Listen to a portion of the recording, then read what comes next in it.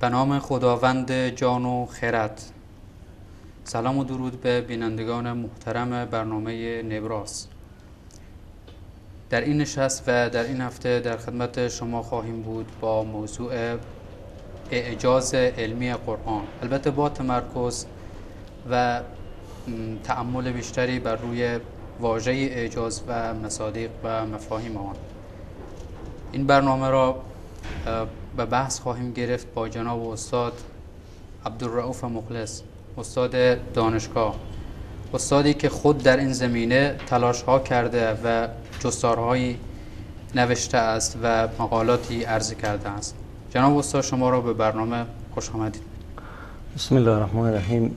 بنده هم عرض سلام دارم محضر شما برادر گرامی و همه دوستانی که من و شما را در این برنامه دنبال میکنند. جناب استاد، در بحث پژوهش‌های قرآنی یا کلی‌تر بگیم علوم قرآنی، بحث‌های تازه، البته شاید با لباس تازه‌ای عرض اندام کرده است. بزرگترین بحثی که فعلا روی آن پژوهش‌ها شده و مطالعاتی انجام گرفته و مخالفان و موافقانی داره و منتقدان جدی داره، بحث اعجاز علمی قرآن است. یکی از مصادیق اعجاز، اعجازی که گفته می شود بزرگترین نقطه قوت این کلام الهی قرآن کریم هست. خوب است که در اول بحث یک تأملی داشته باشیم روی کلمه اعجاز، این که اصلا اعجاز چه هست. بسم الله الرحمن الرحیم. الحمدلله حمد الشاکرین و الصلاة و السلام علی النبی الامین. اساساً بحث معجزه یا بحث اعجاز برای این هست که اعجاز خود یک پشتوانه است در جهت تأیید و حقانیت و اثبات حقانیت رسالت رسول. البته بحث اعجاز مخصوص اسلام نیست. همه ادیان الهی در تاریخ، همه انبیاء الهی با معجزات آمدند. معجزه اساساً سه تا عنصر داره. عنصر اول امر خارق العاده، یعنی خلاف او زنجیره عادات و تقالید و اسباب و مسببات و علل و معلولاتی که بشر در ذهن عادی خود اونا فکر میکنه و با او الگوها تصورات و تصدیقات خود هماهنگ ساخته. شکستن انمی زنجیره و خرق یا عبور کردن از این زنجیره به ماورای ای و در یک سطح دیگری و تعامل کردن با حقایق و واقعیات نه با این اسباب و قوانین معلوف که بشر نسبت به عادت داره. این عنصر اول در بحث اعجازه. عنصر دوم اینه که این امر مقرون به تحدی است. مقرون به تحدی است به چی معنا؟ یعنی این که این پیوسته با یک چلنجه. یعنی پیامبر در واقع در دعوای رسالت چلنج میده به مخاطبان خود که من وصل هستم با آسمان، وصل هستم به ملأ اعلی، وصل هستم به پروردگار متعال و پروردگار متعال به من مأموریت داده که من بیام در میان شما پیامی را به شما و پیامهای را به شما برسانم. اگر باور دارین که خب باور دارین، چون متن کلام من روشنه، متن پیام من روشنه برای هدایت شماست. چون هر دینی اساساً فلسفه اساسی از این هدایت انسان هاست، سعادت انسان هاست، سلامت انسان هاست، نجات انسان هاست. بنابراین اگر باور دارین، چون پیام اعجاز متناسب با پیام دین، متناسب با فطرت انسانه، پیام دین متناسب با عقلانیت انسان هم هست و پیام دین یک پیام بدیهی است، پیام روشنی داره. دین دعوت میکنه به طرف فضائل و نهی میکنه از رذائل. بنابراین این دعوت از نبی هم که نباشه، از رسول هم که نباشه، اگر ادعای اتصال یا پیوند به آسمان هم نداشته باشه، یک دعوت روشن هست. اگر یک انسان مصلح هم در تاریخ همچه یک پیامبر و همچه یک ندایر بلند میکنه، منطق بشری و منطق عقلانی بشر و منطق فطری بشر این اقتضا داره که به این پیام لبیک بگه انسان ها و انسان ها همچو پیامبر دسترد به سینی همچو پیامبر نزنن. حالا رسول یا پیامبر، هر پیامبری او میگه که در این حالی که پیام دعوتی برای نجات شما هست، برای سعادت و سلامت شما هست، لکن با یک پشتوانه دیگری هم مؤیده و این پشتوانه وحیه و مرا خدای عزوجل وظیفه داده و این از شما خواسته این کارها را انجام بدین و خواسته این کارها را انجام ندین. تصورات و تصدیقات خود پیرامون خود و عالم و جهان بیرون از خود بر اساس این فرم و این محتوا و این چارچوب ها بر این اساس شما عیار بکنید. اگر که باور ندارین که من رابطه با آسمان دارم، خب این معجزه من. حضرت عیسی میگه که معجزه من چی است؟ احیای اموات. حضرت موسی میگه این معجزه من عصا هست و ید بیضا و انبیا هر کدام میگن و پیامبر اسلام هم آمدن و در کنار معجزات حسی که دارن اینها گفتن و میگن که معجزه من کتاب است. معجزه من کتاب است. و چرا کتاب است؟ خب این بحث دیگر است که باز اگر فرصت بود به خواهیم پرداخت. این عنصر دوم اجازه و عنصر سوم اجازه این است که سالم عن المعارضه، امر خارق للعاده مقرون بالتحدی سالم من المعارضه. 3 عنصر یا 3 رکن داره اجازه. عنصر اول خارق العاده است، عنصر دوم مقرون به تحدی یا چلنج است و عنصر سوم سالم من المعارضه، یعنی در برابر خود، در برابر این تحدی که انبیا ارائه میکنند و پیامبر اکرم صلی الله علیه و ارائه کردن معارض میطلبند که اگر کسی میتونه نظیر این معجزه بیاره، خب بیاره و این نقص کنه. این چلنج بازه در بستر تاریخ. در مورد معجزه کتاب پیامبر اکرم صلی الله علیه و به علاوه معجزات دیگه هم این تحدی یا این چلنج همچنان بازه. در ما اول خوب است که تعاملی بیشتر روی اجازه داشته باشیم و در سلسله این بحث حتما بحث معجزه و مصادیق علمی آن خواهیم پرداخت. در بحث اعجاز چنان که شما ذکر کردین، در واقع ما یعنی بشر با آسمان مخاطب وحی آسمانی هست. در اینجا یعنی مدعی، کسی که ادعای اعجاز داره، حالا پیامبر که البته او ادعای خود را از آسمان گرفته، به عنوان کسی که میاد به تحدی میطلبه، به چالش میکشه ذهن بشر را و فهم یا عقلانیت زمان مخاطبان خودش، مخاطبانی که در عصر و مخاطبان اولیه اون هستن. اما در عنصر این که مثلا تحدی وجود داره، حالا این تحدی در 2 صورت برای از این متصور هست. در یک صورت این که یا مخاطبان قادر هستند که جواب این تحدی را بدهند و یا نیستن. اگر نیستن، میفهمن، نمیتوانن، یا اصلا از فهم این مدعای اعجاز قاصر هستن و ذهن اونها این رو درک نمی کند.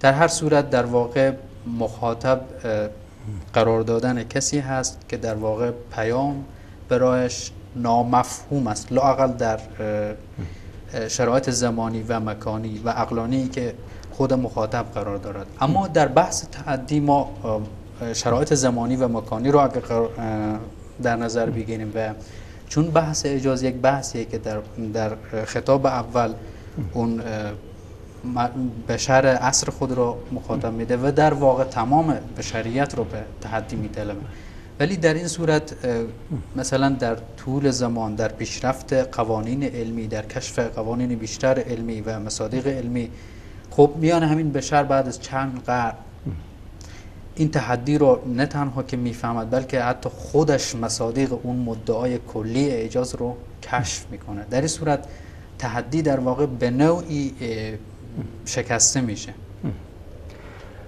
من فکر میکنم درک شما از مفهوم اعجاز و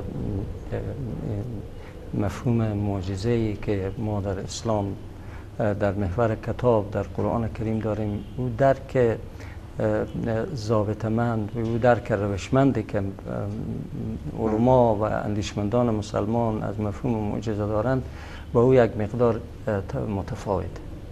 بحث این نیست که ما مخاطب را به چالش بکشیم، ابدا این بحث نیست.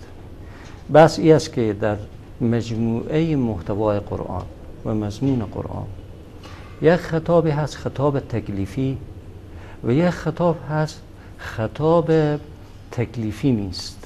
یک منطقه الفراغ هست که این را گذاشته کتاب و وحی به عرصه جولان فکر انسان. این دو بخش از هم قابل تمایز در کتاب. در کتاب ما مجموعه ایمانیات را داریم که عبارت از چی است؟ اعتقادات است. این را همه میفهمند و به مستوای عمو کامل هم میفهمند و تفسیر پذیره در عصر پیامبر اکرم صلی الله علیه وسلم و در عصرهای بعدی، و تفسیر از این هم تفسیر معیاری است. در این هیچ تردیدی وجود نداره. اعتقادیات، یک بخش اعتقادیات، بخش دیگر اخلاقیات که این بخش هم بخشی است که شامل مجموعه راهکارها و اونجاها در جهت تنظیم رفتارهای انسان و تهذیب نفوس انسانها و تزکیه نفوس انسانها. این هم برای همه قابل درک است و هیچ بحثی در این نیست. اوامر طاعات خواسته شده، خب این کار رو بکنین و اطاعت رو انجام دیم، او هم برای همه قابل درک است و در این بحثی نیست. و نواهی است یعنی ترک ها، اینها رو نکنید. اینم خب میفهمین که وزیر ترک این کار رو نکنید، دست به آتش نزنید، خلاص. گناه یا معاصی آتش است، هلاکت است و به تعبیر دیگر آلودگی است. آلوده میشوید و این کار را نکنید. آلودگی فکری، آلودگی روحی، آلودگی جسمی، آلودگی اخلاقی، اینها را نکنید. برای همه، برای عوام و برای خواص اینا قابل درک. و قصص داستان‌هایی که مجموعه کتاب شامل اینه، قصص انبیا، قصص ملوک، قصص امپراتورانی که در تاریخ بودن و قرآن از قبل طرح همچون مباحث دادن پیام‌های خاص اراده داره و می‌خواد که مخاطب را به نحوی متوجه بسازه به تجربه هایی که در گذشته بوده و این تجربه ها برای از این درس های در امروز از این و در آینده از این داره و این درس ها بعد فرا بگیره. این بخش هم که ما شما میفهمیم مجموعه قصص هست و داستان هست. اینالی در حدود 1000 آیه هست که این 1000 آیه دعوت به تفکر هست. دعوت به تفکر در 1000 آیه، این دعوت باز هست، دعوت مفتوح هست، یعنی این دروازه باز هست. ایناله در این حوزه که آیات تکوینی قرآن که در دو بخش آیات دسته‌بندی میشه، آیات آفاقی و آیات انفسی. سنوریهم آیاتنا فی الآفاق و فی انفسهم حتی یتبین لهم انه الحق. قرآن در این سنوریهم از سین استقبال بهره میگیره. ما دو تا حرف برای استقبال داریم در کلام عرب که یکی سین هست و یکی دیگه سوفه.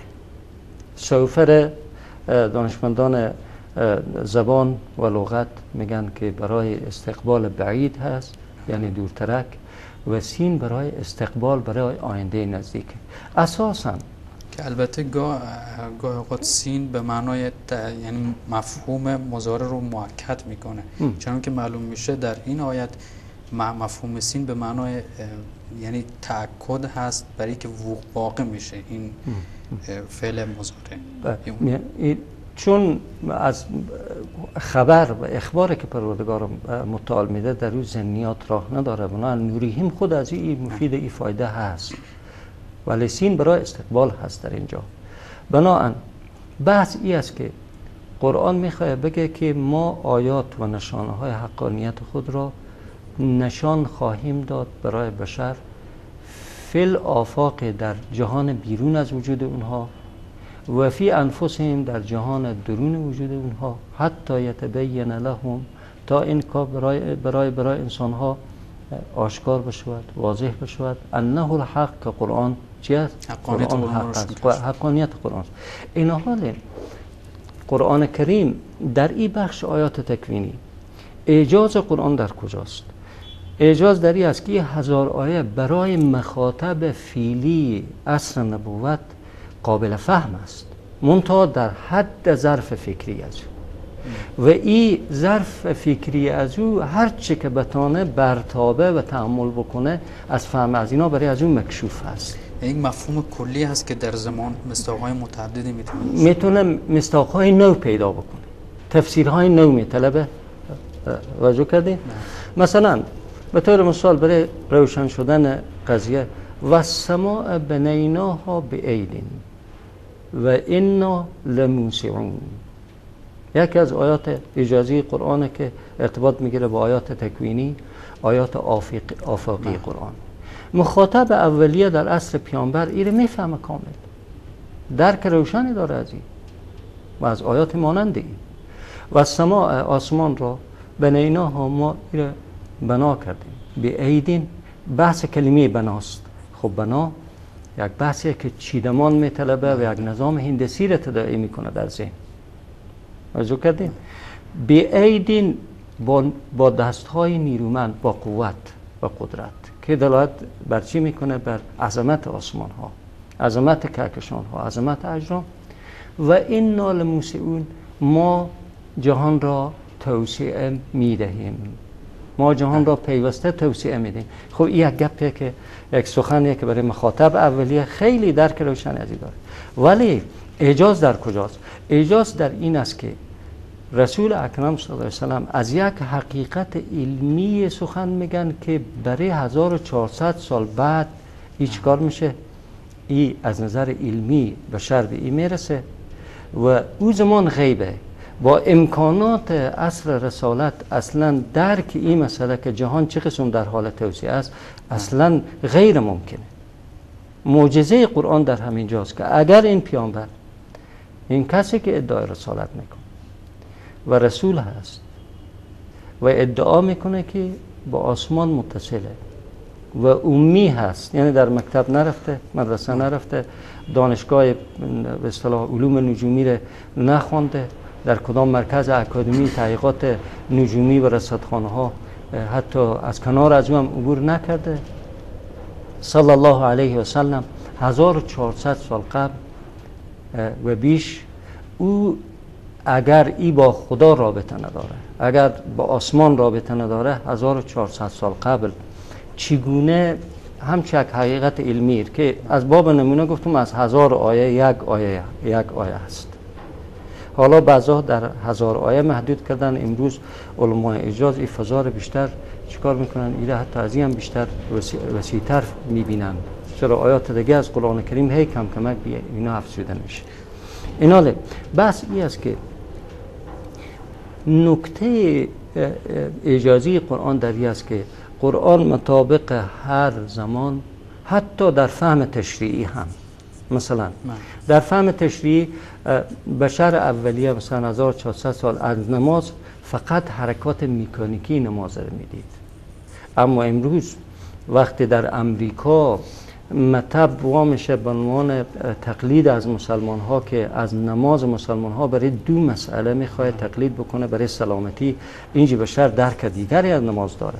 یک وقت بود که مثلا به طور مثال ما در همین کشور زمانی که حرکت های کمونیستی نو شروع شده بود، طوری که دوستان میگن و ما هم بعضا مشاهده کردیم، میگفتن که اسلام به غیر از این که می برو هی بدن خورد ترکوب یا کلم الله بزن، دیگه از این کلم الله زدن چی فایده؟ اما امروز میبینید که مطب‌های مخصوص باز میشه برای تأملاتی که در نماز هست و تأثیری که روی سیستم به اصطلاح گردش خون انسان داره، روی تمرکز داره، روی دیگه داره. اعجاز در کجاست؟ اعجاز دقیقاً در همین جاست که قرآن مطابق هر عصر و زمان تفسیر نو میشه، نه که مخاطب را در نمیابه. مخاطب هر عصر را مطابق ظرف عقلی از او برای از او را تغذیه میکنه، منطبق با ظرف عقلی از او، چی در حوزه آیات تشریعی و چی در حوزه آیات چی؟ آیات تکوینی. تا به بحث مصادیق اعجاز علمی قرآن نرسیدیم، دوست دارم روی چند نکته دیگه هم تمرکز بکنیم. یک بحث اینه که خود ما وقتی روی پروژه به نام اعجاز علمی قرآن بحث میکنیم، آیا منظورمان این است که قوانین علمی، حالا باز روی مفهوم علمی هم بحث میشه که منظور از کلمه علمی چی هست؟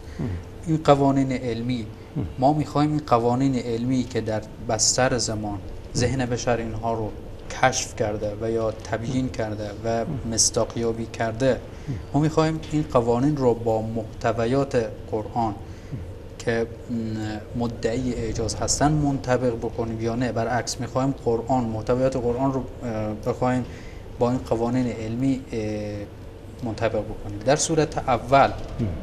صورت اول اگه ما بخوایم این قوانین علمی رو با محتویات اعجاز علمی قرآن کشف کنیم، باز هم این سوال هست که آیا خود شخص اولی که این اعجاز رو آورده یا مدعی این اعجاز بوده که خود شخص پیامبر صلی الله علیه و سلم بوده، از مصادیق این مفهوم کلی معجزه یا اعجاز خودش خبر داشته و توضیح نداده، یا ای که مفهوم کلی در ذهنشون بوده و اشاراتی در احادیث آمده و بعدها این غیر مسلمانان بودن که حالا بگذاریم بحث تمدن اسلامی که باز حرفا داره، این غیر مسلمانان بودن در قرون بعدی که آمدن مصداقیابی کردن این قوانین اعجاز علمی را و حالا دارم مقاله می نویسم از توسعه آسمان و از خیلی از بحث‌های علمی دیگر.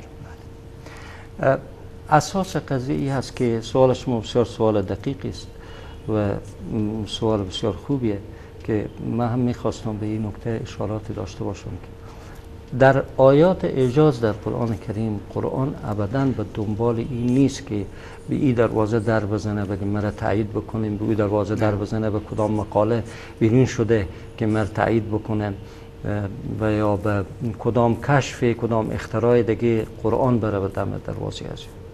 اساساً آیات قرآن کریم فراتر از این سطحه. آیات قرآن کریم ثابت، حقایق علمی ثابت رو به دست میده، در حالی که حقایق علمی یا فرضیه های علمی که بشر به او رسیده در مسیر زمان گاه دچار تحول شده و بر فرض به تجربه قطعی که رسیده هم باز هم یعنی ممکنه گوشه‌های و زوایای از این گاه در او تعدیلات بیاید و تحولات در او بیاید. قرآن در یک جای بالاتر اونجا گذاشته هست در ذهن انسان مسلمان، در باور انسان مسلمان، در درون مصحف. این دنیای علمه که بیخبر از آیات قرآن و حتی غیر مؤمنین هستن. اعجاز قرآن دقیقا در همینه که حتی در بعضی از آیات قرآن کریم مسلماً کفار خطاب میده. اولم و هم آیات اعجاز، اولم یر الذین کفروا ان السماوات والارض کانتا رتقا ففتقناهما. این استفهام ظاهرا یک استفهام تقریبا استفهام انکاریه. اولم یر، آیا ندیدن؟ نه تقریری است. استفهام تقریری است. بله. آیا ندیدن یعنی میبینن، چون یرا سیقی چه؟ سیقی تقریری مضارعه، در آینده میبینن. استفهام تقریری که ارتباط میگیره به زمان آینده و این مخاطب دقیقاً کافران را چالش میده. آیا ندیدن که از یک حقیقت غیبی در عصر رسالت سخن میگه که آسمان ها و زمین همه رتق بودن، متراکم بودن، ففتقناهما، ما اینا رو فتق کردیم. رتق، تراکم، فتق، انفجار، که همه حقیقت بیگ بانده که فعلا علم میگه که با انفجار بزرگ که در حدود 13.5 میلیارد سال به تعبیری خود بشر هم پیرامون این حقیقت به یک فرضیه اختلاف داره، بعضی از 6 میلیارد میگن تا 13.5 میلیارد و تا 20 میلیارد سال قبل، که اکثریت دانشمندان نجومی فعلا به نظریه 13.5 میلیارد سال قبل هست. خب بحث این است که حتی کفار در اینجا چلنج یعنی اشاره قرآن به اینه که این کار مسلمان ها نیست، این کار مسلمان ها نمیکنن. حقیقت رتق و فتق آسمان ها را این کفارن که ایره کشف میکنن. وقتی این کشف کردن و دیدن که همین قرآن که در عصر 1400 سال قبل که علوم النجوم اساساً در بدایات راه خود بوده، در بدایات طریق بوده، در این نقاط اولیه هنوز خیلی یک دورنمای ایت روشنی و چشمانداز روشنی از علم نجوم نبوده و جز چند تا رصدخانه که در این یا آن جای دنیا و هم یک راپله بوده بالا می شدن، ممکنه به اندازه همین برجای نیمه برجایی که فعلا ما و شما به هرات هم داریم، مثلا همین برجی که در این نشستیم در تلویزیون ساقی هم رصدخانه از اینا شاید در همین حد هم نبوده و اینا برن و آسمان رو کشف کنن و اینا حاصل چی بود؟ حاصل تأملاتی در آسمان ها میکردن و سیر نجوم رو دنبال میکردن. خب قرآن در 1400 سال قبل از حقیقت رتق و فتق، یعنی حقیقت انفجار بزرگ سخن میگه و به کفار مخاطب قرار میده که شما میبینین روزی حقیقت میبینین. اگر این قرآن از نزد ما نبوده 1400 سال پیش پیامبری که امی هست ایره چه قسم به این واقعیت پرداخته. بنابراین بحث این نیست که بشر عصر رسالت بفهمه و بحث این هم نیست که پیامبر اکرم صلی الله علیه و سلم میفهمن یا نمیفهمن، دقیقاً میفهمن. اما پیامبر اکرم صلی الله علیه و سلم خود اینا میگن که اگر آنچه که در نزد ما هست برای امت فعلا بگم خیلی از شما ممکنه هلاک بشین، چون در سطح عقل شما و در سطح ظرفیت‌های فکری شما نیست. پس اجازه بدین که این خود زمان تفسیر بکنه. دقیقاً اعجاز قرآن در کجاست؟ قرآن کریم چرا معجزه کتاب است؟ برای این که عصر رسالت عصر ادامه دار هست تا روز قیامت. تا روز قیامت پیامبر زنده نیستن، پیامبر فوت میکنن، ولی معجزه زنده هست. برعکس دیگه انبیاء الهی سابق خود اینا فوت میکردن، معجزه هم با فوت از اونا چیکار میشد؟ ختم میشد. هیچ پیامبر معجزه‌ای و بعد از حیاتی و ادامه پیدا نکرد. چرا؟ به دلیل این که هیچ پیامبر هم ادعا نکرده که رسالت ما رسالت تا خاتم و تا آخرین فرد انسان، الا رسول اکرم صلی الله علیه و سلم که بحث ختم رسالت مطرحه. بنابراین ضرورت داره برای از اینکه اسلام استمرار داشته باشه که این معجزه هم استمرار داشته باشه و این معجزه بتونه در هر عصر مخاطب عصر خود را درک بکنه و مخاطب عصر خود را قناعت بده، یعنی چی در خطاب تکلیفی و چی در خطاب تشریعی. ای که تعداد ما عرض کردم که حوزه اعجاز محدود به خطاب تکوینی میکنن، این یک تعدادن، لکن اکثریت دانشمندان مسلمان میگن ما معجزه تشریعی داریم. چرا؟ پیامبر اکرم صلی الله علیه و تنها محدود به قرآن هم نیست، به سنت هم هست. میگن به آب مشمس، آبی که در معرض آفتاب شما وضو نگیرید، کراهیت داره. نزد بعضی از فقها تو کراهیت تحریمه که آبی که شما به آفتاب گذاشته به این چیکار کنید؟ به آفتاب داغ شده به این وضو بگیرید. با توجه به خود کلمه امر. بله. و این در عصر رسالت برای بشر قابل درک نبوده. فلسفه از این که ما با آب مشمس یا در خورشید گذاشته باشه زیر نور خورشید و در درون یک ظرف سربسته البته و یا سرباز در درون یک ظرف محدود، آب سیال دیگه حکم میداره. آب سیال چون خود را چیکار میکنه؟ بازسازی میکنه، خود را تطهیر میکنه، آبی که شناور در جریان. و این پیامبر اکرم صلی الله علیه و از کجا میفهمیدن؟ کدام فاکولته طب برفته بودن؟ وقتی شما امروز بریم روی آب مشمس مطالعه کنیم، میگه آب مشمس سبب بیماری‌های جلدی مشخص میشه، از جمله بیماری برص. که این بیماری گرچه نیست ولی یک عارضیه که بعضی ها تصور بری دارن که سبب تنفر طبع میشه. یکی از جمله عوامل از این چیست؟ آب مشمس. خب دستای خود بعد از چی بوش شدیم؟ دستای خود تمام احکام تشریع اسلام به مرور زمان در اینا ابعاد جدید که در عصر رسالت قابل درک نبوده، تمام ابعاد از این. البته برای هر بشری درک کل قرآن نممکنه و نه هم از او خواسته شده. خطاب تکلیفی رو بفهمه کافی است. توجه کردین؟ از او خواسته نشده که تمام اعماق قرآن، چرا قرآن کلام الهی است و فراتر، در نهایت تعبیر اینه که میتونه فراتر از ظرفیت کل بشر باشه، اما هر بشر هم میتونه به اندازه ظرف خود از او بگیره. آب دریا رو اگر نتوان کشید هم به قدر تشنگی باید کشید. قرآن خواسته که آنچه که تشنگی تو رو میتونه رفع بکنه بردار، بیشتر از او ضرور نیست که بعد. هنوز که به بحث اعجاز علمی نرسیدیم، باز هم یک نکته هست و اون این که چنان که ذکر شد از لابلای نکات اینه که بحث اعجاز علمی قرآن در خود پیام ها و وحی قرآنی در عصر نبوت بوده و مخاطبان اولی اون هم اون عرب ها و اهم از مشرکان و مؤمنان بودن.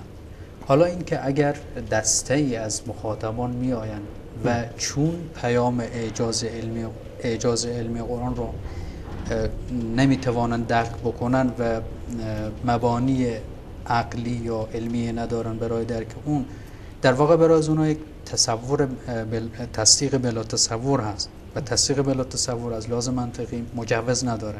به اضافه این که این کسانی که میان نفهمیده چون درک نمی کنن، از درک زمان اونها بالاتره و این رو زمان تفسیر میکنن طبقی که شما گفتین.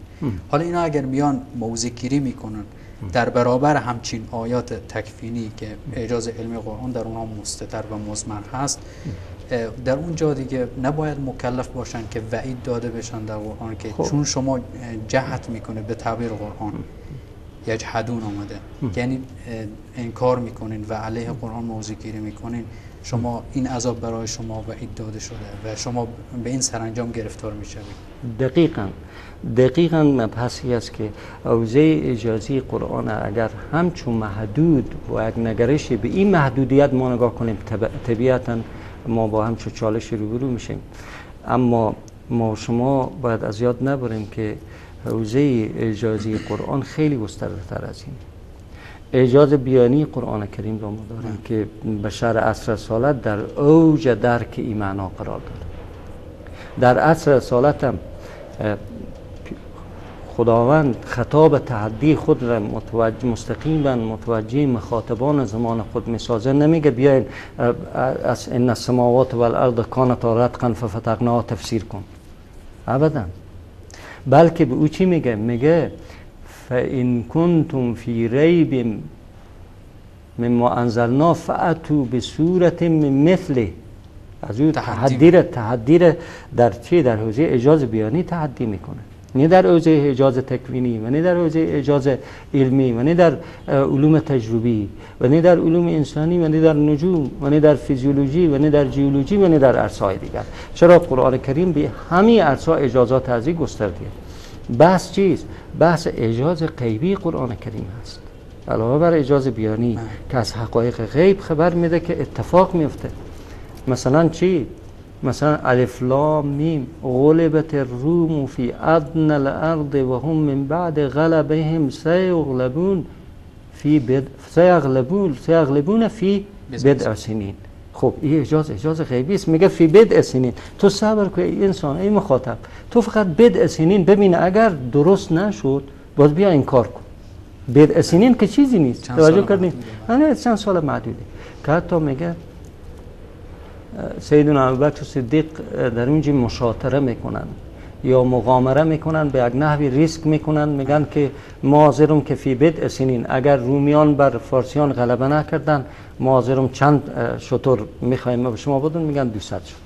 برای ما چند شتر میدین؟ میگم 400 شتر. و در غزوه بدر الکبری، بعد از غزوه بدر الکبری که این مخاطره سیدنا ابوبکر صدیق برنده میشن و روم غلبه میکنه در حیات پیامبر. و از در هجرت مدینه روم بر فارس چیکار میکنه؟ غلبه میکنه مطابق پیشگویی قرآن کریم. بنابراین اعجاز غیبی مخاطب از رسالت در میابه و این استیعاب میکنه. به تعبیر علمی این چیکار میکنه؟ استیعاب میکنه، افراغ میکنه. و بحث اعجاز علمی اعجاز زمان هست. نیه که بشر عصر رسالت هیچ درک از ان السماوات و الارض کانتا رتقا ففتقناها نداشته باشه. کلمه رتق هم میفهمه، کلمه فتق هم میدانه، لکن مصادیق برای از پیدا کردن نمیتونه و از بود علمی رو تحلیل کردن نمیتونه و از این خواستم نشده تحلیل کنه. چرا؟ عرض کردم قبلا که آنچه که فهم از رو از بشر در قرآن کریم خواسته شده خطاب تکلیفی است، نه خطاب تکوینی. بس خطاب تکلیفی چیزی است و خطاب و از بشر خواسته نشد. و علاوه قرآن حتی برای از او آیاتی که به حوزه عقیده ارتباط میگیره، به بحث عقیده ارتباط میگیره و حتی در بحث عقیده درک ازی برای بشر به این سادگی ها نیست، قابل تعویله و برداشت های مختلف را برمیتابه و دیدگاه ها و نگاه های مختلف برمیتابه و سبب یک نوع تعارضات در ذهن انسان میتونه بشه. اینجا زحمت رو کم کرده قرآن کریم، گفته مستقیما گفته کتابون بحث در سوره مبارکه آل عمران که منه آیات محکمات و اخر متشابهات و اخر متشابهات، اینا را در بخش آیات متشابهات قرآن قرار داده و در اونجا واضح میگه فاما الذین فی قلوبهم زیغون فیتبعون ما تشابه منه. اساسا نهی میکنه، میگه دنبال آیات متشابه نرو، اصلا چیز ضرورت خطاب تکلیفی نیست، به امر ارتباط نمیگیره، به نهی ارتباط نمیگیره، به روابط اجتماعی ارتباط نمیگیره، به روابط فرهنگی ارتباط نمیگیره، به تعاملات سیاسی ارتباط نمیگیره، به حوزه اخلاقی ارتباط نمیگیره، به تهذیب نفس ارتباط نمیگیره. بحث این است که متشابهه.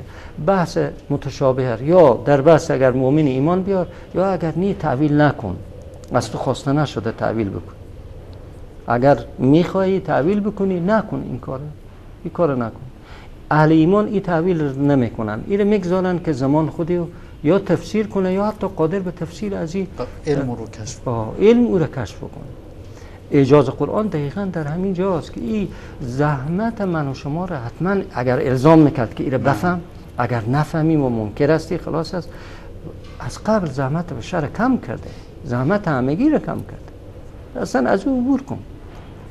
و باز به ارتباط پرسشی که جناب شما همین پرسشی که مطرح کردین، من میخوام بگم که همین مخاطبی که میفهمه، مثلا نماز رو میفهمه، زکات رو میفهمه، حج رو میفهمه و صوم رمضان رو میفهمه و خطاب تکلیفی رو میفهمه، آیا همه یکسان میفهمه؟ مشخصا نه. یکسان میفهمه؟ بله؟ مشخصا نه، چون خلاص ظرف چیه؟ متفاوت، ظرف فکری متفاوت. از همه ابنای جامعه اسلام نخواسته ما فوق پروفیسوری تخصص بگیرن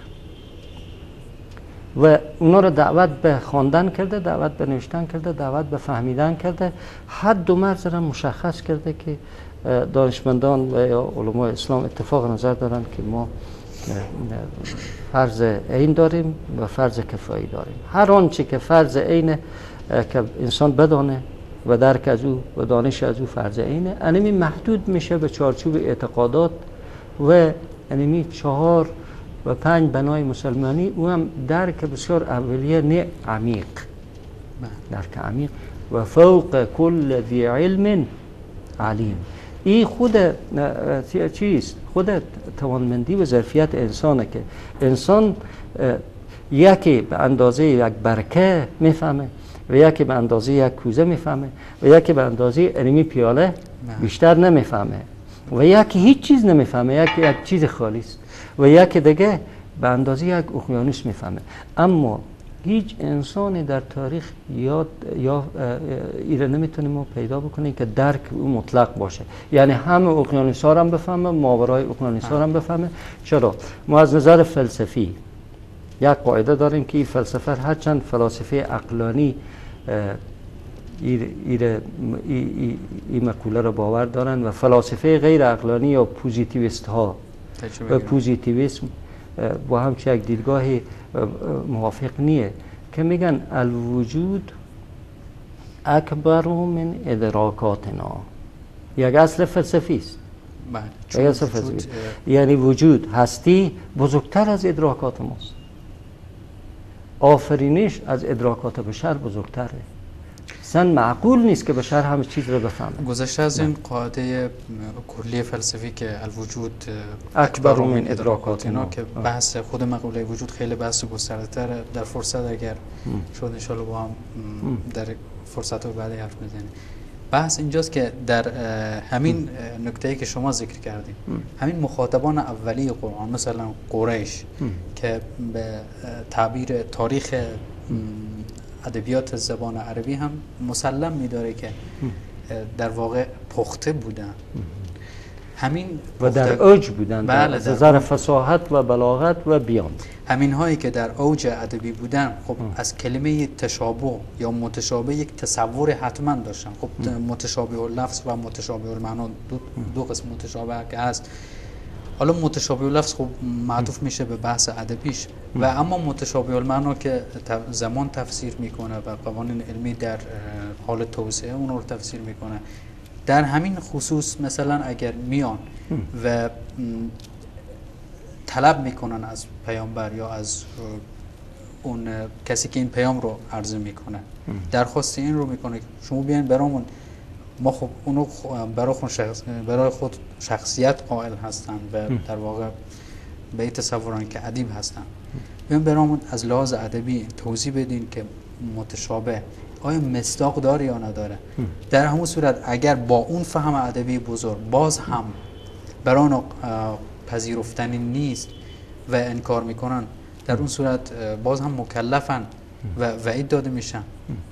اساساً آیات متشابه قرآن کریم آیات در حوزه فهم امور تکوین نیست. هیچ آیتی از آیات تکوینی قرآن کریم جز آیات متشابه نمیتونیم ما بگیم جز آیات متشابه.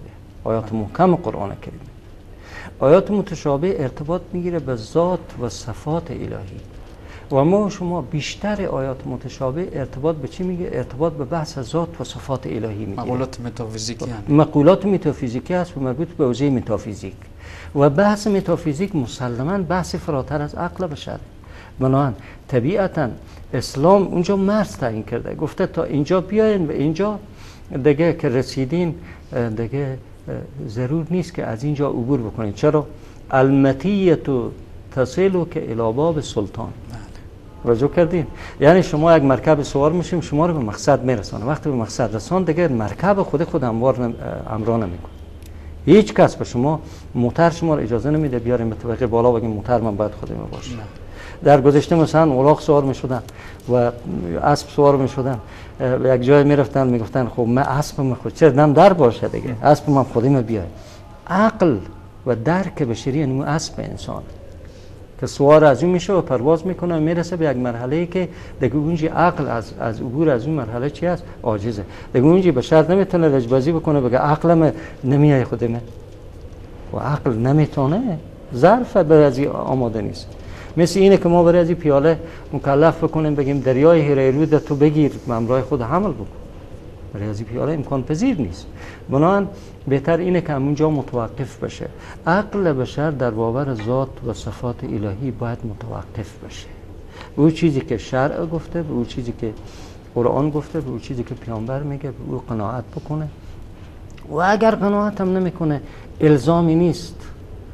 من شاء فلیؤمن و من شاء خلاص لا اکراه فی الدین قد تبین الرشد من الغی. هیچگاه پیامبر از قریش نخواستن که ما به زور به اصطلاح مثلا معروف دنده پنج ما اسلام به شما تزریق میکنیم. اسلام یک پدیده تزریقی نیست، اسلام از تسلیمه نه از اجبار. در ذات کلمه اسلام کره نیست، فشار نیست، تحمیل نیست.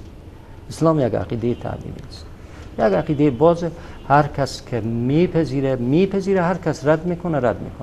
ولی اگر در محدوده جامعه اسلامی پذیرفت باید تا آخر بمونه. در وسط راه که برگرده باز اون مرتد، احکام مرتد باز وارد، من فکر میکنم به بحث دیگه وارد میشیم و مناسبی. اگر شما تصور شما بر اینه که مخاطب قریش روی آیات تکوینی قرآن حرف داره، ابدا هیچ حرفی نداره. ما در تاریخ هیچ نوع سؤال روی آیات تکوینی قرآن کریم نداریم. کسی از پیامبر پرسیده باشه ان السماوات و الارض کانتا رتقا ففتقنا، پیامبر من نفهمیدم، بیا برای من تفسیر کن. اصلا این کاره. فقط بحث آیات متشابه بیشتر روی مسائل چی است؟ روی مسائل عقیده که اینا رو ما با آیات محکم وظیفه داریم برگردانیم.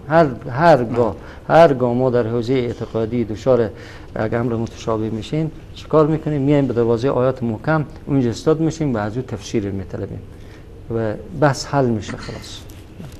حالا گذشته از بحث این که آیا متشابهات قابل تعویل هستن یا نیستن که یک بحث خیلی مفصلیه، خوب است بپردازیم به بحث اعجاز علمی. میخوام بدونم که پسوند علمی که با اعجاز ترکیب شده، پسوند این علمی به معنای تجربی هست و یا معنای گسترده تری داره؟ دقیقاً به معنای تجربی است و این پاسخ است به پوزیتیویست ها یا پوزیتیویسم که یک وقت ادعا میکردن که الهیات یک امر ماورای عقلی است، متافیزیک یک امر ماورای عقلی است. ما فقط به امور اثباتی و حقایق اثباتی و حقایق تجربی ما میتونیم باور داشته باشیم و هر چی ماورای تجربه است او رو ما میندازیم بین دیگران آتش رو باید بسوزه. این پاسخ است به پوزیتیویست ها که اگر شما حتی به تجربه ایمان دارید، بیایید، یعنی آیات قرآن در بود تجربی 1400 سال قبل فرمولی به دست داده که حالا تفسیر میشه. اگر این کتاب آسمانی نیست، این پس چیست؟ اگر این پیامبر با خدا رابطه نداره، اینها را از کجا آورده؟ این حقایق 1000 تا آیه که همه ارتباط میگیره به حقایق پوزیتیویستی، تجربی و از درون لابراتوار و از خروجی لابراتوار بیرون شده. اصولا تمام حقایق علمی ایران قرآن کریم اینا از چی بیرون شده؟ از خروجی لابراتوار و از خروجی دوربین ها و مدارهای به اصطلاح تحقیقات علمی، مدارهای اکادمیک. کد داره، همه کدهای اکادمیک داره، کدهای تعریف شده داره. اینا در حقیقت چالنجز به پوزیتیویسم، یعنی به چالش کشیدن اندیشه پوزیتیویستی که پوزیتیویسم به خط پایان رسیده. برای چی؟ برای ازی که دین آمده در حوزه مسائل تجربوی و علوم تجربی چالنج‌های جدید مطرح کرده که چارچوب‌های فکری پوزیتیویسم اساساً به چالش میکشه که پوزیتیویسم اساساً بر بنیاد علمی استوار نیست، مثل که کسان امروز در نقد این اندیشه این مسائل را مطرح. اما آیا معنای علمی که تجربه تفسیر کردیم به معنای تجربه گرایی مطلق که اون امپیریسم هست و بعد شاخه‌های متفاوتی داره، پوزیتیویسم و دیگر شاخه‌های آن، به در قدم اول به امپیریسم ارتباط میگیره؟ به ما در بحث اعجاز تکوینی، بله، در بحث اعجاز تکوینی دقیق، ولی در بحث اعجاز تشریعی و در بحث اعجاز غیبی قرآن کریم و در بحث اعجاز بیانی قرآن کریم و در بحث اعجاز صوتی قرآن کریم که این اعجاز صوتی هم تا حدودی زیادی، حالا یک بحث معجزه صوتی قرآن نمیفهم، با این مقوله حتما آشنایی داریم. اعجاز صوتی قرآن کریم یکی از مباحث جدیده و اعجاز عددی قرآن کریم در این حوزه کلا ارتباط میگیره به علوم تجربی. اون ریتم‌های موسیقایی آیات قرآن رو که بله اینا همه دقیقاً به حوزه علوم تجربی ارتباط میگیره و به تجربه بشر با تجربه خود به همون جای رسیده که 1400 سال قرآن قبل. بله دقیقاً اگر اینجا دوچار یک سوء تفاهم نشین که یعنی معجزه در کجاست؟ معجزه در اینجا که یک انسانی ادعا میکنه 1400 سال قبل به خدا متصل است و آیات میاره که برای بشر زمان از او تا 1400 سال بعد غیبه. خب امکانات درک از من برای بشر متصور نیست. نه لابراتوار از وجود داره، نه دوربین از وجود داره، نه فرمول از کشف شده، نه قوانین از اختراع شده، ولی این از قبل این مسلمات رو میگذاره، میگه این از بارگاه الهی، من نماینده از او هستم. پس مفهوم غیب هم یک مفهوم نسبی شد در اومد دیگه. بله در این حوزه بله. اما در بحث علم تجربی ما وقتی نگاه میکنیم روش ها کلا استقرا هست، یعنی اساسا بر استقرا مبتنی هست و استقرام که شما مستحضر هستید استقرای تام و استقرای ناقصه و بعد میرسه تجربه. اما خب ما وقتی خصائص استقرا و خصائص مسائلی که بر اساس استقرا و تجربه پدیدار میشن، اینا خصائصی دارن که در فلسفه علم به اونها اشاره شده و از بزرگترین خاصیت های اینا اینه که ابطال پذیرن، به این معنا که در یک برهه‌ای از زمان وقتی یک نظریه علمی رو مصداقیابی میکنه بر اساس یک قانون کلی علمی، حالا فراتر از بحث تجربه، مصداقیابی میکنن و هی استدلال میکنن و برهان ورزی میکنن، حجت میآورن برای اینکه این رو بقبولانن برای بشر، اما و پذیرفته هم میشه در برهه‌ای از زمان، در بخشی از زمان، ولی در یک سده بعد یا یک قرن بعد، چند قرن بعد میبینیم که یک قانون کلی علمی دیگری آمد و مصداقیابی شد و اون قانون این قانون علمی یا این کشف فرضیه رو به چالش کشید و به ابطال کشوند. حالا اگر ما بخوایم بحث های اجازی علم قرآن رو منطبق بر این قوانین علمی بکنیم، همون تقریبا قرآن هم به چالش کشیده میشه. نظریات علمی قرآن که میخوان مصداقیابی بکنن و او هم در معرض چالش قرار میگیره، دقیقاً به خاطر اینه که ما در بحث اجاز علمی ضوابط اجاز داریم. یک بحثی داریم به نام تأصیل الاعجاز العلمی، یعنی نهادینه سازی اعجاز علمی و اصولمند سازی و روشمند سازی ازی. بحث اعجاز علمی یک بحث روشمنده، از متد پیروی میکنه و متدولوژی خاص خود داره. این گونه نیست که ما هر جا یک فرضیه و یک نظریه سرگردان در بستر و در محیط علم ببینیم که شناور فوراً بچلافیم بگیم این قرآن از قبل ایره گفته، مثل که فعلا اکثر مثل که فعلا این کار میکنن و این کار روشمندی نیست. البته در حوزه مباحث اعجاز علمی کارهای غیر روشمند و غیر ضابطه‌مند هم فراوانه. ما نباید آدرس‌ها را اشتباه بریم، باید آدرس دقیق باید دنبال بکنیم، برگردیم به ضوابط اعجاز علمی که در بحث ضوابط اعجاز علمی کارشناسای اعجاز ما داریم و این کارشناسای اعجاز علمی بنیادهای بین المللی را اداره میکنند. اینا آدمای سرگردان، آدمای بی آدرسی نیست. پروفسورای فیزیکن، پروفسورای مافوق فیزیکن، پروفسورای فیزیک اتمی، پروفسورای نجوم، پروفسورای طب، پروفسورای که در اینا هیچ کدوم از اینا آخوندا و علمای درون مساجد اکثرا نیستن. میگم تک و تو که در بین از اینا کسایی باشه از مولوی صاحبا و اینا ممکنه باشه.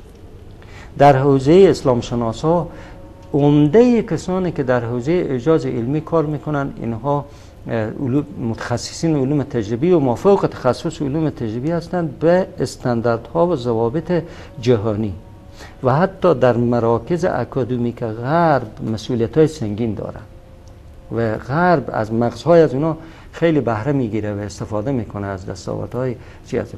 اونا آمدن و در این حوزه ضوابط حرف زدن و سخن دارن و سخن این است که ما همینطوری که قبلا من اشاره کردم آیات قرآن ابدا نمیاریم گروگان بگذاریم به پای یک نظریه یا فرضیه یا حتی اثباتات علمی. ما میگیم اگر تو ای بشر به اینجا رسیدی که میگی آسمان ها در حال توسعه هست و کهکشان ها در حال توسعه است، خب اگر این حقیقت ثابتی به نظر میایه، خب بیا در قرآن کریم یادرس هست، خدای از این تعریف میشه.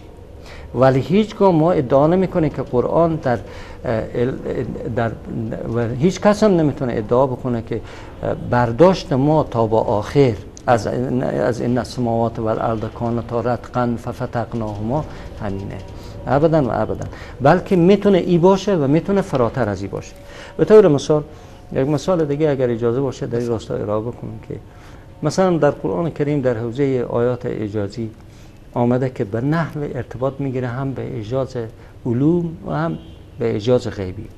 والخیل والبغال والحمیر لترکبوها و زینتا و یخلق ما لا تعلمون و یخلق ما لا تعلمون. ما برای شما اسب آفریدیم، اسبا را آفریدیم، برای شما قاطرها را برای سواری شما آفریدیم و الحمیر برای شما الاغ‌ها را آفریدیم لترکبوها، تا اینکه اینا رو سواری بکنید، و زینتاً وسایل آرایشی است، چون بشر همین فعلا هم به اموال و احشامی که دارن اینا زینت به عنوان زینت از اینا در مسابقات و در نمایش و در دیگه استفاده میکنن. خب اگر قرآن می آمد در همین جا مثلا طور مثال تا به اینجا می بود، قرآن مربوط چی میشد؟ اصل چی؟ اصل اسب و قاطر و اسب شتر میشد دیگه. قرآن دیگه فعلا حرفی برای گفتن نداشت که موترم میایه، بالاخره هواپیما هم میایه، قطار سیر و سیر هم میایه، فردا ممکنه اپولوهای فضایی بیایه که بشر برای تماشای کره ماه یا تماشای مریخ فردا سفر بکنه. توجه کردید؟ پس میفرماید در اینجا بلا فاصله خدا عزوجل میفرماید و یخلق میآفریند در آینده ما آنچه را، ما تعمیم لا تعلمون، شما فعلا نمیدانید، ما ابهامیه.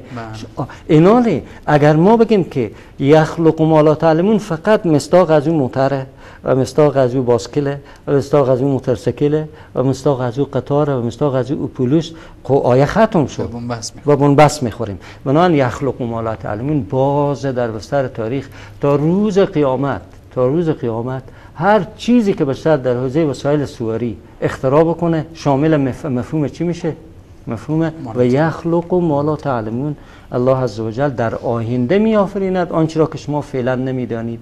همین آنچه را فعلا نمیدانید برای فعلا هم صادق، برای فعلا که ما اینقدر هم وسایل داریم هم چیه؟ هم صادق. ایناله بس به این نتیجه میرسیم که آیات قرآن ثابته و آیات قرآن خودی و جلوه خود به بیرون میده. اگر کسی تصور میکنه که فهم من مقرون به حقیقت قرآنی است، میتونه این تصور گاهی با تصدیقات همراه باشه، چنانچه در حقایق قطعی ثبوتی علم ما به اینجا میرسیم که از استقراء عبور میکنیم. یعنی درک استقرایی ما مرحله است. درک استقرایی وقتی از حوزه استقراء و تحلیل و تجزیه مبانی جزئی ما آمدیم به حقایق کلی رسیدیم و حقایق کلی باز تجربی شد و این تجربیات حالت ثبوتی پیدا کرد، اینا دیگه فیکس میشه. مثلا مثل که فیکسه که مثلا طور مثال 100% است که آفتاب روشنه دیگه. بعضی از حقایق علمی هم امروز ما داریم در حوزه علوم تجربی که تقریبا به همه درجه از اثبات رسیده.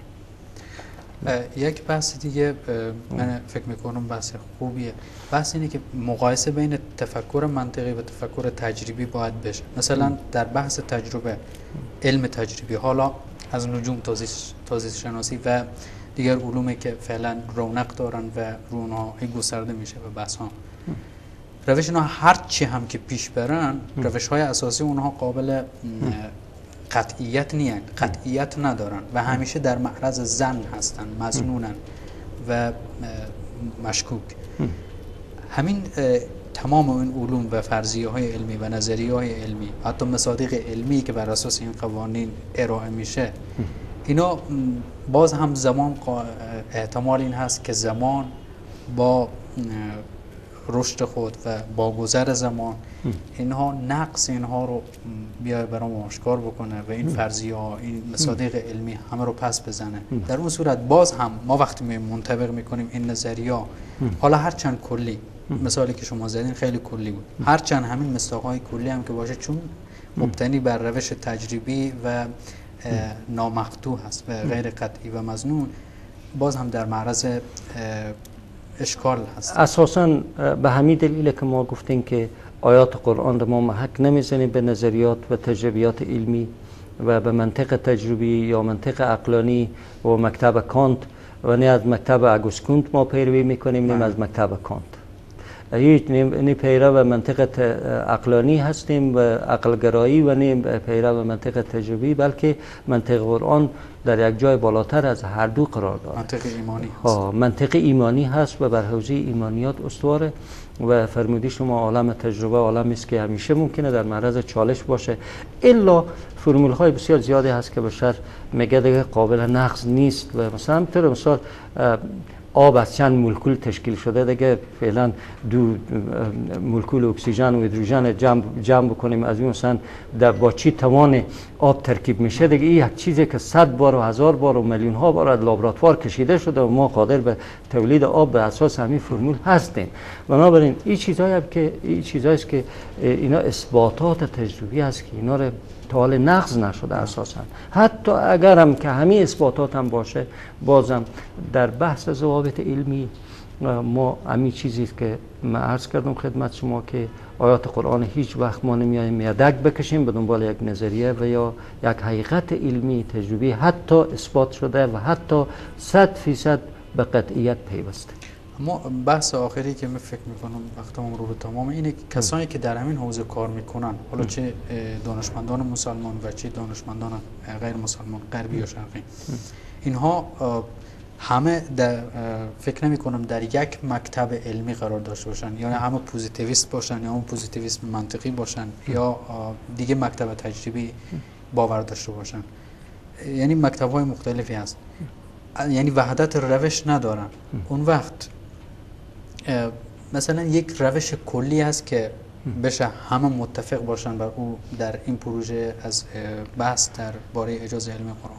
اصلا اساسا منطقی نیست که ما از جهان علم و از علم انتظار داشته باشیم روش‌ها همه یکی کنه. اساسا همچه یک خواستی از علم و در فلسفه علم هم همچه یک پرسش اصلا مطرح نیست. متدولوژی تنوع خود داره و قرآن هم به حقیقت تنوع خلقت و گوناگونی خلقت و گوناگونی علم و گوناگونی تصورات و تصدیقات بشری در جای جای خود پرداخته. جهان ما جهان متکثر است. ما هیچگاه به دنبال همچون وحدتی که مثل یک الفبای سرگردان ما به دنبال از این نباید باشیم و منطقی هم نیست که باشیم. و اما آنچه که برای قرآن مهمه و برای آیات قرآنی مهمه و عبارت از این است که آیات قرآن کریم برای همه روش ها با همه تعامل میکنه، حتی با تفکر انتقادی فلسفی. حتی با تفکر انتقادی فلسفی قرآن خودی و میاد تفکر مطرح میکنه و انا او ایاکم لعلی هدی او علی چی او فی ضلال مبین. حتی ایره، حتی قرآن خود ره لحن خود ره طوری پایین میاره به مستوای خصم، به مستوای خصم که من نمیگم من حقم، قرآن نمیگه که من حقم، بیا قضاوت کن، بیا قضاوت کن. ببینید در منطق قرآنی هیچگاه ما منطق به نحو تعامل تحمیلی نداریم که این روش از قبل الگوی است و از این روش باید پیروی کرد. در حوزه چی؟ در حوزه خطاب تکوینی عرض کردم که خطاب اعتقادی چیزی است، خطاب تشریعی چیزی است و خطاب و مخاطب اخلاقی ما دیگه خطاب است و از دیگه روش. در حوزه خطاب تکوینی اساساً ما یک روش تحمیلی که الگو قرار بدیم در قرآن کریم نداریم و همه روش ها قدرت مانور در قرآن محفوظه و قدرت مانور به تمام و کمال در قرآن کریم وجود دارد. برای پرسش آخری اینه که شما به عنوان کسی که در این حوزه کار کردین و نوشته هم دارین فکر کنم، تجلی اعجاز قرآن در عصر اعجاز علمی قرآن، تجلی اعجاز قرآن در عصر علم. بله. شما با این تجربه‌ای که در این زمینه دارین و مطالعات و تحقیقاتی که دارین چگونه بررسی میکنید تمام پروژه اعجاز علمی قرآن بر اساس روش‌های تجربه استقرایی هست؟ ابدا ابدا. حتی در روش‌های علمی قرآن هرچند معلومات من در این حوزه با آن که شما لطف دارین و عنایت دارین میگن چه کار کردی و چی، من یک شاگرد نوآموز مکتب اعجاز علمی قرآن هم حساب نمیشم. واقعیت خیلی از مقوله های اعجازه که من وقتی که میرم و جستجو میکنم و اونا رو حتی فهمیده نمیتونم. حتی ما قبول کنیم که در حوزه فیزیک اتمی یک دانشمند به نام منصور کیالی سوریست در حوزه فیزیک و قرآن مباحثی داره که شما میتونیم به یوتیوب هم این مباحث رو دنبال بکنیم و که ابدا برای ما حتی از مقولاتی که مطرح میکنه حتی 5% از اون هم قابل فهم. یعنی من در حوزه اعجاز قرآن کریم حتی یک شاگرد نوآموز خیلی ابتدایی هم حساب نمیشه. اما با آن هم ما در بحث روش های اعجاز قرآن کریم طوری است که اصلا قابل پیش بینی نیست. یعنی قرآن همینطور گفتیم معجزه قرآن انطباق با زمان هست در خطاب تکوینی. سنوریهم آیاتنا فی الآفاق فی انفسهم حتی یتبین لهم انه الحق. به طور مثال بحث کلمات دنیای کلمات و قرآن. قرآن توصیه میکنه که کلمات الهی اثر داره و مغناطیس داره و این کلمات رو بکنیم فضا عوض میشه. این یک حقیقتیه که حتی برای علم تجربی تازگی داره قدرت کلمات. ولی امروز دانشمند ژاپنی موسوریس با کشفی که در حوزه قدرت کلمات روی این گلاس آبی که ما شما هستیم داره، به اینجا تازه رسیدیم به یک روشمندی به اصطلاح دگه که او در قرآن از قبل آمده. توجه کردین؟ ممکنه روش‌های بعداً اختراع بشه در حوزه علم، روش‌ها و قدرت مانور در روشمندی‌های علمی. ولی ما شما بحث مدرنیته رو داریم، بحث پسامدرن داریم و بحث پست مدرنیسم داریم و امثال از مباحث داریم که بشر تازه به این میرسه. در هر مستوای قرآن کریم حرف و حدیث برای گفتن داره و ما به بنبست نباید فکر بکنیم در حوزه قرآن که قرآن جای ممکنه در حوزه خطاب تکوینی خود که حوزه معجزات علمی قرآن کریمه عرض کردم ما به چی میرسیم. اما چنان که دیده میشه بیشتر فعالیت هایی که تحقیقاتی که در بحث اعجاز علمی قرآن میشه تمرکز روی مصداقیابی دارن، یعنی یک قانون علمی تجربی رو میگیرن و بعد میخواهن که مصداقیابی بکنن و چون مصداق پیدا شد و به نسبه اثبات شد این رو مثلا میخوان با تحقیق روی قرآن میخوان رو منطبق بکنن با قرآن، نه که قرآن رو با این منطبق بکنن. به هر حال چه این رو با قرآن منطبق بکنن و چه قرآن رو با این منطبق بکنن باز هم یک مصداق هست برای قانون علمی تجربی و قابل نقض. ابدا هیچ کارشناسی از کارشناسان اعجاز علمی در قرآن کریم در صدد انطباق قرآن و مثبتات یا دستاوردها و یا رهاوردهای علوم تجربی نبوده و صرفاً به عنوان مصادیق از اینا یاد میشه. منتها در این حال این تذکر هم داده میشه که این مصادیق را اگر شما میتونین در این مصادیق گم شده خود را در قرآن پیدا کنین که ظاهراً باید بتونیم، خب راه همینه که باز شده. ولی باز ایره باز تأکید میکنن برای که قرآن مطلقه و نباید ما تصور بری بشه که مصادیقی که ما در اینجا در ارتباط با آیات قرآن مطرح میکنیم این مصادیق فکسه و این مصادیق 100% است، بلکه آیات قرآن باز همینطوری گفتین در یک مستوی بالاتر قرار داره. ممکنه تفسیرهای جدید پیدا بشه برای خود آیات قرآن کریم که علم هنوز به او نرسیده باشه. چنانچه در این بحث حوزه اعجاز تکوینی من خود نمونه‌های بسیار زیاده دارم، وقت شما ایجاب نمیکنه. میتونستم مثال‌های در این راستا ارائه بکنم که فهم بشر هر چه تحول بکنه قرآن کریم فراتر از این باز وجود داره، آیات قرآن در یک سطح بالاتر قرار. اما با ملاحظه نکاتی که ما در طی بحث ذکر کردیم و به آن اشاره کردیم چنین فهمیده میشه یا دیده میشه که مفهوم اعجاز هم نسبی میشه.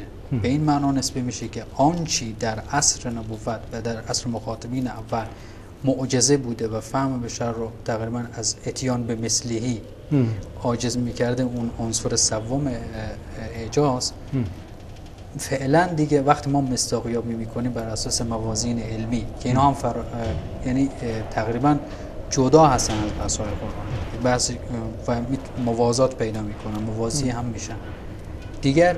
برای کسانی که کشف میکنن، مصداقیابی میکنن برای مفهوم کلی که در قرآن ذکر شده، برای از اونها دیگه معجزه نیست یا اعجاز نداره. اعجاز در این جامعه عرض کردم در حوزه برداشت هایی که قرآن از علوم به دست داده در 1400 سال قبل، اینجا بحث غیب مطرحه. اینجا انطباق حقایق علمی جدید بعد از 1400 سال با حقایق قرآنی 1400 سال پیش که نه کامپیوتر بوده، نه اینترنت بوده، نه لابراتوار بوده، نه فیزیک بوده، نه بیولوژی بوده، نه کیمیا بوده، نه میلیون‌ها قانونی که جدیداً کشف کرده بشر در حوزه علم اینها بوده. این خود یعنی برش زدن به زمان. قرآن از ماورای 1400 سال کانال میزنه به زمان، باز میکنه این کانال. خود این بحث غیب مطرحه. ما از بود غیبی اعجاز رو میبینیم که قرآن روی یک مقوله غیب مانور داده، غیب نسبی. البته همونطور که شما اشاره کردین غیب چی؟ غیب نسبی، چون 1400 سال قبل نازل شده. مثلا از ان السماوات والارض کانتا رتقا ففتقناهما صحبت کرده و السماء بنیناها بأید و انا لموسعون، مثال هایی که قبلا ارائه شد، چون اگر مثال جدید بدیم باز رو تفسیر بکنیم. و مثلا امثال ای صحبت کرده و این حقایقی که 1400 سال بعد از این بشر سخن میگه و رسول اکرم صلی الله علیه و با امکانات بشری خود و بشر همزمان خود کل بشر قادر نبودند که همچون مقولات مطرح بکنند. بنابراین معلوم میشه که اینا وصل بودن به جای دیگری که فراتر از بشره و او صانع بشره. چون صانع بشره، چون آفریدگار بشره، بنابراین علوم بشر از اولین تا آخرین هر چه جمع کنن پیش از او چیه؟ جزء مسلمات. بنابراین پس این قرآن کتاب خداست، پس پیامبرم به خدا وصل بوده، پس این دینم حقه و بنابراین این راهی هم که این دین به این دعوت میکنه راه حقه، پس دیگه مجال برای انکار باقی نمیده. ما در قرآن با دو تعبیر برمیخوریم، یکی به یخلق ما لا تعلمون که شما ذکر کردین مضارع استمراری هست، تمام زمان رو شامل میشه، و یک تعبیر دیگه است که لا یأتون بمثله ولو کان بعضهم لبعض ظهیرا. این هم اگر یخلق مضارع استمراری باشه، لا یأتون هم مضارع استمراری هست. در حالی که ما در طی چند قرن میشه که فعلا بحث‌های علمی در حال توسعه و رشد و مصادیق داره زیاد میشه، دیگه ایره فراموش نکنیم که تمام علمای تفسیر اتفاق نظر دارن که لا یأتون بمثله لفظا و بیانا و بلاغتا به اجاز لفظی قرآن ارتباط میگیره، به اجاز بیانی قرآن ارتباط میگیره و این چالش پیوسته جاری هست. هیچ کس تا مثل قرآن در لفظ و در صوت و در صورت و در ترکیب و در فرم آورده نتونسته. خیلی هم تلاش کردن، نمونه‌ای هم در تاریخ البته وجود داره، میتونیم اون نمونه‌ها رو ما و شما مثال بزنیم. متشکرم جناب استاد از حضور شما استفاده کردم. بینندگان محترم تا این لحظه متشکرم که تا این لحظه ما رو همراهی کردین. تا درود بعد، بدرود.